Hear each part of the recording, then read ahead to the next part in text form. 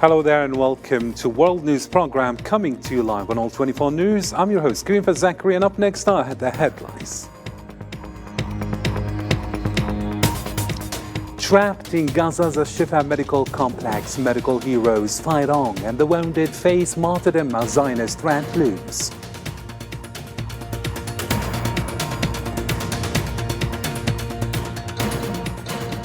Also coming up, 72 Palestinians were killed in 7 Zionist massacres. 8 seekers were bombed in Rafah's north and tanks roll in Khan Yunis.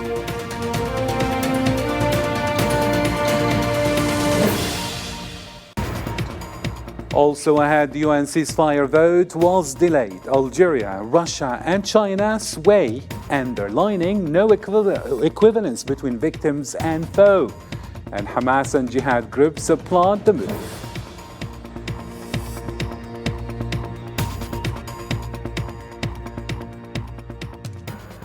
And speaking from Rafah, the UN Secretary General calls for an immediate humanitarian ceasefire in Gaza, condemning the starvation of Palestinians as a moral outrage, warning against the ground invasion. Stay tuned, we've got all the details right after the break.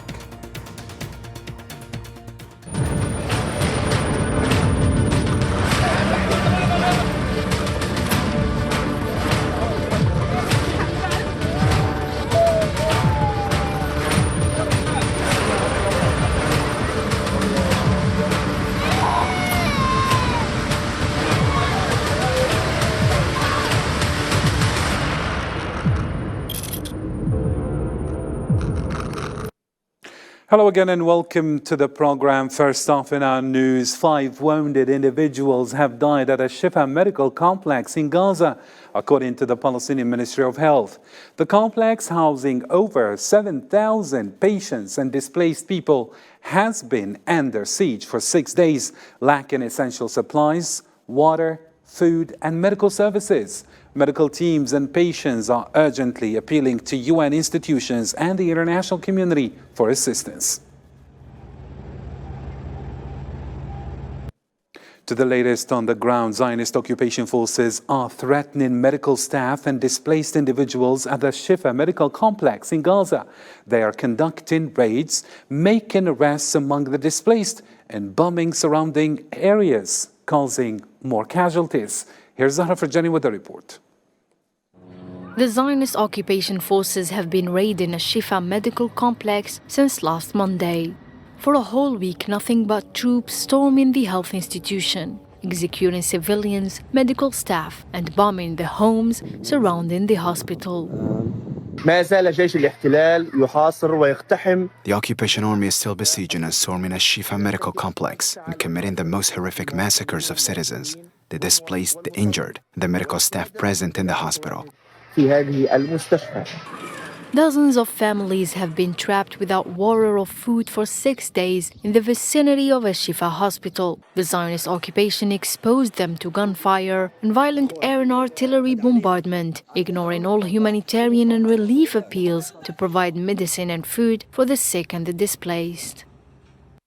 We received testimonies from within Al-Shifa medical complex indicating that the occupation army threatened the medical staff inside the hospital buildings and those displaced there, that it would bomb those buildings and destroy them over their heads if they did not go out for torture, interrogation and execution. Many other Palestinians headed southwards to save their lives from the Zionist offensive. Women, children and men carried what they had left of belongings and hit the road for a safer area. We were surprised that at 2 a.m. there was shelling. The children were terrified. What more can I tell you? We stayed until the morning. We were not allowed to go down or up. They were calling with the loudspeakers from downstairs for men to prepare themselves, that the emergency team should prepare itself. The court outside with the bulldozers, the tanks, they turned things upside down. I don't know what more to tell you. The children were terrified. They turned things upside down in Al-Shifa. They didn't care about a child or a pregnant woman or youth or anything. The Zionist army threatened to bomb and destroy the buildings of Al-Shifa complex. Meanwhile, the resistance clashed with the occupation in the vicinity of the institution, declaring it would continue to defend civilians until the defeat of the Zionist entity. Zionist occupation forces have committed 7 new massacres in the Gaza Strip, resulting in the deaths of 72 and injuring 114 within 24 hours. The Palestinian Ministry of Health in Gaza confirmed these atrocities, bringing the total martyrs from Zionist aggression since October 7th to 32,142, with 74,412 wounded.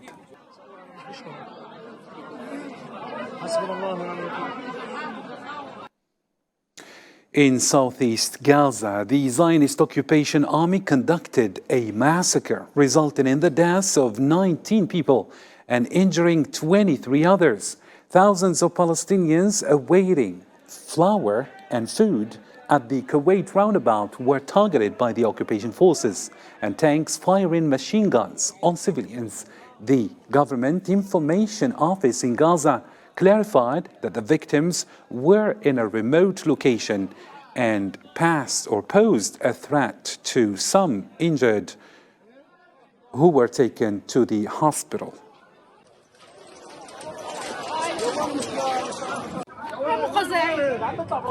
They fired their guns. Some got martyred, some were injured, some got back uninjured. May God have mercy on us, dear God. We survived death. They shot at us. There are many martyrs. There are many injured. We almost died to get our children a bite to eat. And at dawn on Saturday, at least 5 Palestinians, including children, were killed and others were injured in a Zionist raid on the northern part of Rafah.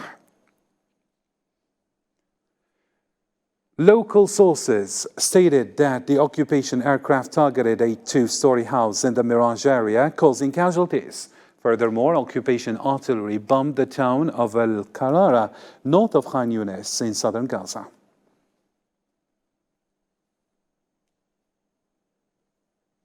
Zionist tanks and military vehicles have entered the area between Khan Yunis and Deir al-Balah, unleashing machine gun fire and artillery shells towards the Al-Mawasi area where displaced people had set tents. This assault has prompted hundreds of Palestinians to flee towards Deir al-Balah or Rafah in the south. Additionally, local media sources have responded that the Zionist military bulldozers actually demolished several tents and buildings belonging to displaced individuals. The recent attacks by the Zionist occupation and worsened the conditions of patients in hospitals like those with kidney failures in the Gaza Strip, making the fatalities, increase. Here's the report. Let's follow. Thousands of people with chronic and serious diseases, including renal failure patients, face a slow death amid Zionist genocidal war in the Gaza Strip. The collapse of the health system has put tension on hospitals, most of them which are disrupted by damage, siege, and disruptions in fuel, including lack of clean water supplies, which has a serious impact on the safety and well-being of kidney failure patients. It's difficult for me to come here. Sometimes an ambulance takes me, sometimes not. I need at least 20 shekels to come by taxi. Where can I get this money? I don't work, and I have no job. I have no support. Only God knows my condition. The hours of blood filtering are no longer enough to give patients with kidney failure in Gaza the ability to endure. As a result, patients are no longer receiving regular dialysis services as usual. Before, I received 3 dialysis sessions every Saturday, Monday, and Wednesday, lasting 4 hours each. Today, after the war, I only have 2 sessions per week. Is 2 hours enough for a patient with kidney failure? Of course not. Meanwhile, Baha Annams, nephrologist at Najjar Hospital, said the number of patients with kidney failure in this trip is increasing, which has made the situation even more difficult due to the lack of machines and supplies. We're suffering here from the influx of displaced people. All patients suffering from kidney failure come here for dialysis. Our nephrology service is the only one still functioning in the entire Gaza Strip. Before the war, we treated almost 100 patients, but today the numbers increased to around 600 or 700, which puts enormous pressure on the machines. The hardship of transportation, the lack of medicines, and the absence of healthy food and drinking water threaten the lives of many kidney failure patients amid the continuing aggression on the Gaza Strip, which is the main cause of their sufferings. James Elder, spokesperson for the UNICEF, has described the situation in Gaza as a war against children. Having visited Gaza twice since the onset of the Zionist aggression on October 7th, Elder emphasized that the conditions in the Strip are becoming increasingly dire for children. He noted that children comprise approximately 40% of the casualties in this conflict, labeling it as a genocide. Wars usually harm the most vulnerable groups, which are children. Children often constitute about 20% of the number of dead victims, but in Gaza this number is close to 40%, as more than 10,000 children have been killed since the beginning of the war, and the number is increasing. The UN Security Council has postponed a vote on a new draft resolution calling for an immediate ceasefire in Gaza until next Monday. Diplomatic sources indicated that the delay aims to facilitate discussions on an alternative draft resolution proposed by 8 non-permanent members of the Council. These are Algeria, Malta, Mozambique, Guyana, Slovenia, Sierra Leone, Switzerland, and Ecuador. The alternative resolution calls for an immediate humanitarian ceasefire during Ramadan with the goal of achieving a permanent ceasefire and ensuring unimpeded humanitarian aid delivery. Algeria, along with Russia and China, effectively thwarted an American draft resolution that was deemed to provide excessive, protection to the Zionist occupation, possibly facilitating further massacres. Here's Osama Ayadi with the details. The UN Security Council turned down a resolution drafted by the Zionist and its closest ally. The resolution allegedly aiming at putting an end to the Zionist aggression against Palestinian civilians in the Gaza Strip was vetoed by Russia, Algeria, and China. It is beyond any doubt that Resolution 2712 and 2720 have fallen short due to the absence of a clear demand for a ceasefire. Representatives from the rejecting countries accused Washington of a hypocritical spectacle that does not pressure its ally. They further described it as exceedingly politicized and containing an effective green light for the Zionist entity to mount a military operation in Gaza's southernmost city of Rafah. This would definitively close the door when it comes to discussions about the need for a ceasefire in Gaza. This would free the hands of Israel, and it would result in all of Gaza and its entire population having to face destruction, devastation, or expulsion. We are not guided by what is convenient for Washington and its satellites. The U.S. drafted resolution called for increased humanitarian aid in the Gaza Strip, but failed to include a permanent ceasefire. Instead, it only called for a 6-week ceasefire, still labeling the Hamas resistance group as a terrorist organization. Many have supported the veto against the U.S. drafted resolution, explaining that it dodged the most central issue, that of ceasefire, through ambiguous language, without providing an answer to the question of realizing a ceasefire in the short term. The final text remains ambiguous and does not call for an immediate ceasefire, nor does it even provide an answer to the question of realizing a ceasefire in a short time. This is a clear deviation from the consensus of the Council members and fell far short of the expectations of the international community. In response, the Palestinian resistance movement Hamas issued a statement expressing appreciation for the decision. We express our appreciation for the position of Russia, China, and Algeria, which rejected the biased American resolution of aggression against our people. After refusing several draft resolutions to reach an end for the endless war crimes and daily massacres against unarmed civilians, the U.S. new resolution was labeled as biased and equalizing the criminals with the victims. And between the drafted resolutions and repeated vetoes, Palestinians only bear the brunt of a genocidal war led by the Zionist entity and protected by its allies. Hamas and the Palestinian Islamic Jihad expressed gratitude to Algeria, Russia, and China for rejecting the American draft resolution in the UN Security Council, which they perceived as biased towards the Zionist entity. Hamas criticized the resolution for lacking a clear demand for an immediate ceasefire and being misleading, favoring Zionist objectives. Similarly, the Palestinian Islamic Jihad movement condemned the American project, alleging it aimed to legitimize Zionist aggression and allow its continuation, particularly targeting Gaza civilians. United Nations Secretary-General Antonio Guterres has renewed his call for a ceasefire in the Gaza Strip, which has been under Zionist aggression for over 5 months now. Speaking at a press conference near the Rafah crossing from the Egyptian side, Guterres also emphasized the need for an increase in the delivery of humanitarian aid to the Strip. Upon his arrival at Al Arish International Airport in the north of Sinai Governorate of Egypt, Guterres promptly visited Al Arish General Hospital to assess the health condition of the wounded from the Gaza Strip receiving treatment in Egyptian hospitals.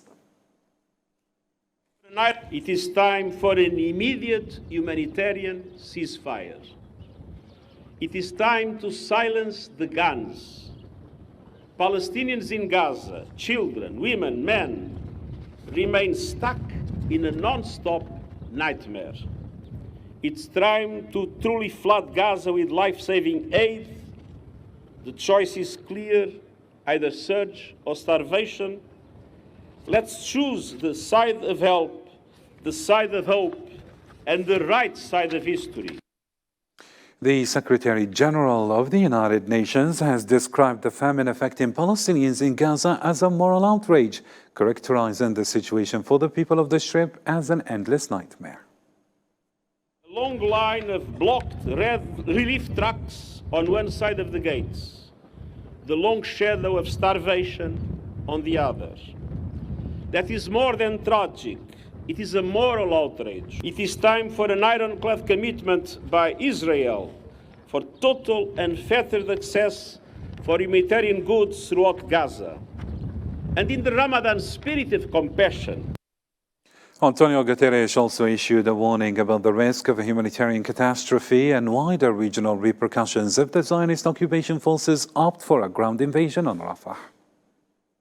I think there is today a clear consensus expressed by the United States, consensus expressed by the European Union, consensus expressed by the UN, by the international community as a whole, that a ground intervention in Gaza, in Rafah, with the characteristics that we all know, would be a humanitarian catastrophe.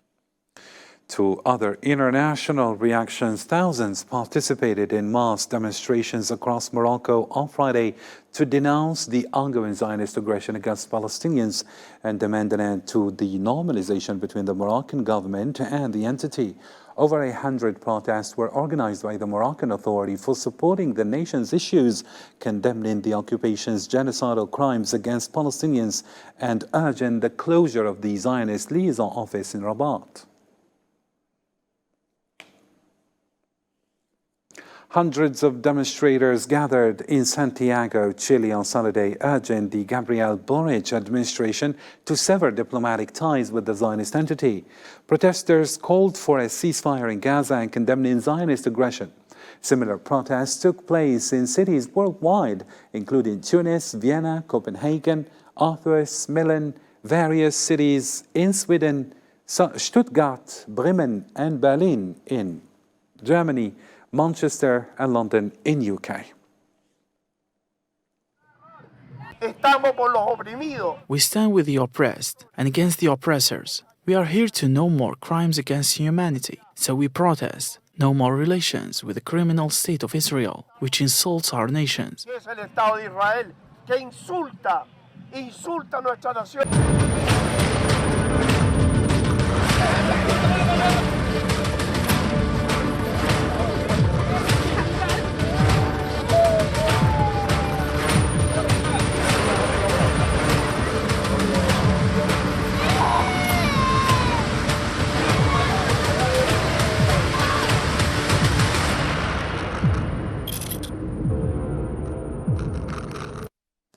To other news now. On Saturday, Russian authorities reported the death toll from the concert hall attack in Moscow, which had reached 143. Security services confirmed suspects tied to Ukraine planned to flee there.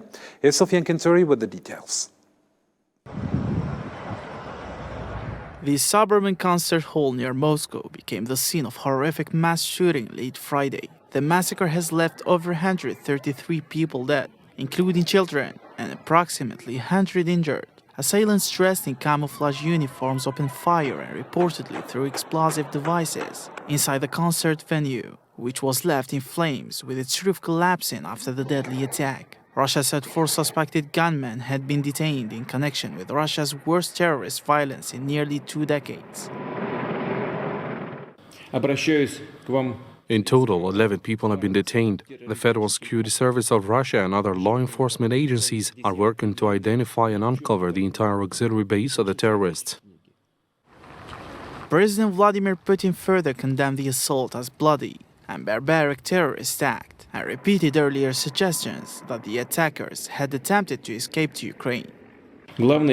All 4 of the actual performers of the act of terror, all those who shot and killed people, were found and detained. They tried to hide and were moving in the direction of Ukraine. According to the preliminary data, they had a crossing of the border prepared from the Ukrainian side. Overall, 11 people were detained. Kiev strongly denied any involvement in Friday's massacre, and the Islamic State group's Afghanistan affiliate claimed responsibility. Putin did not mention IS in his speech to the nation, and Kiev accused him and other Russian politicians of falsely linking Ukraine to the assault to stoke fervor for Russia's war in Ukraine. What happened in Moscow yesterday? It's obvious that Putin and other Russian politicians are just trying to find someone else to blame. Their methods are always the same. We've seen it all before. Destroyed buildings and shootings and explosions. They're always looking for someone to blame. The assault came 2 weeks after the U.S. Embassy in Moscow issued notice urging Americans to avoid crowded places in view of imminent plans by extremists to target large Moscow gatherings, including concerts. Several other Western embassies repeated the warning, while Russian Putin denounced the warning as an attempt to intimidate Russians. And in this context, Algeria has condemned the terrorist attack against the Russian Federation, reaffirming its commitment to eradicating terrorism entirely. In a statement by the Ministry of Foreign Affairs, Algeria expressed solidarity with Russia and denounced the attack as cowardly and despicable. The statement highlighted the ongoing threat of terrorism and emphasized the collective responsibility to remain always vigilant and mobilize against it. More stories making headlines around the globe with Islam Said now. 5 Algerian wrestlers have qualified to participate in the upcoming Olympic Games in Paris, following outstanding performances in the qualifying rounds in Alexandria. This raises the total number of Algerian athletes qualified for the Olympics to 28 across different sports disciplines. Tensions surged at the U.S.-Mexico border near El Paso on Friday as migrants attempted to challenge with the newly installed razor wire barriers. The incident occurred amidst heightened security measures by Texas officials to curb migrant crossings. Texas has intensified border fortifications, including erecting a second fence and deploying riot police to deter migrants. Nigeria's army rescued 17 students and a woman kidnapped in a dawn raid 2 weeks ago in Sokoto State. According to local authorities, the attack on Sangaya school followed a similar abduction in Kaduna, where the students are still missing. Heavy rains in Rio de Janeiro state have caused at least 7 deaths, with 4 people killed in a landslide in Petropolis on Friday. 5 others were rescued alive from the rubble. Reached the end of our news. Thank you for tuning in. Until next time, take care.